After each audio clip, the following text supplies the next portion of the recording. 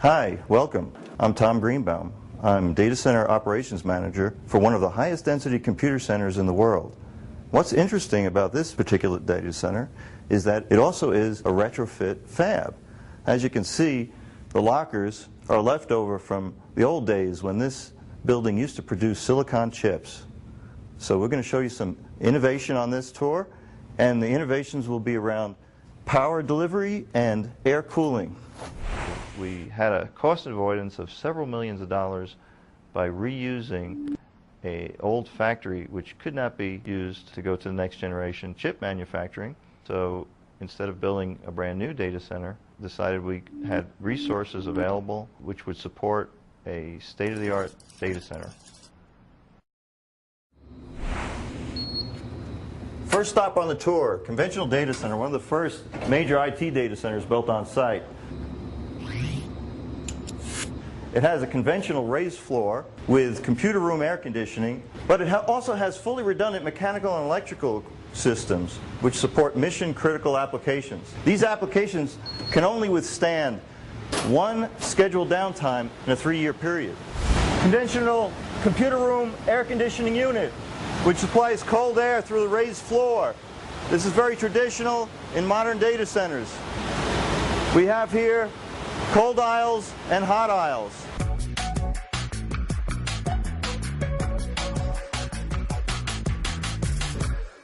For our second stop on the tour, we're going to see an exciting room. Innovations in air cooling, 6 megawatts total IT power, 4,700 high-density blade servers. The challenges to retrofit an existing factory building were definitely an inspiration to innovate. We innovated in several ways. We didn't use a raised floor. We used the existing concrete slab. And this enabled us to put high-density racks on this floor. Here we're running high-performance computing, 14 blade center chassis. These are some of the highest density racks in Intel, 2,000 pounds per rack, 30 kilowatts per rack. The room is pressurized with cold air. All the hot air goes up the chimney. By putting a chimney on the back of the rack and then cleaning up the airflow obstructions in the rack, so you're not relying on those little fans in the cabinet anymore, but you're relying on the big air handling units that you have to move that air through. And all that is going directly through those racks in a very controlled fashion, and that's because of the chimney rack.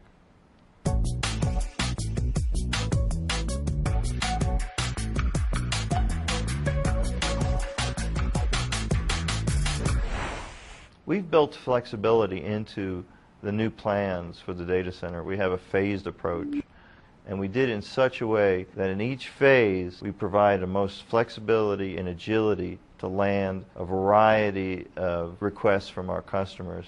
Phase 2, we add additional capacity for 10,000 more servers. This supports our long-range plan of data center consolidation.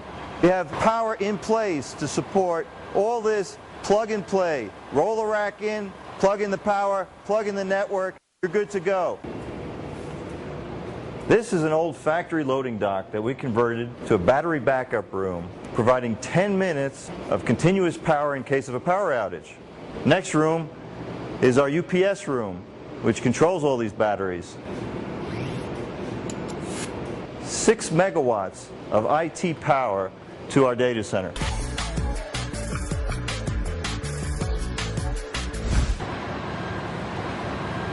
We're on the 3rd floor of the factory building that we retrofit for our computer room. This is also called the interstitial space, where we have all the air handling units.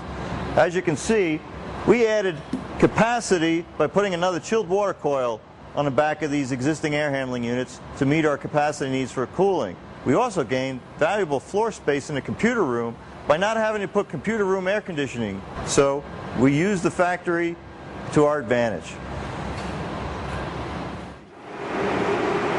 You can hear the noise behind us as we get closer to one of the world's fastest supercomputers, 14,336 Xeon cores.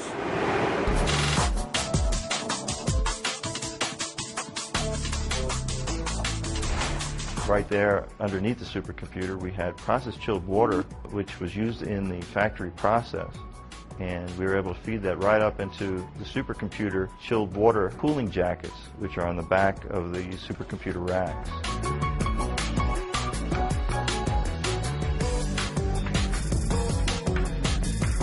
You know, there was a lot of resources, there was a lot of capabilities, power, reliability, the mechanical equipment, the load-bearing floor.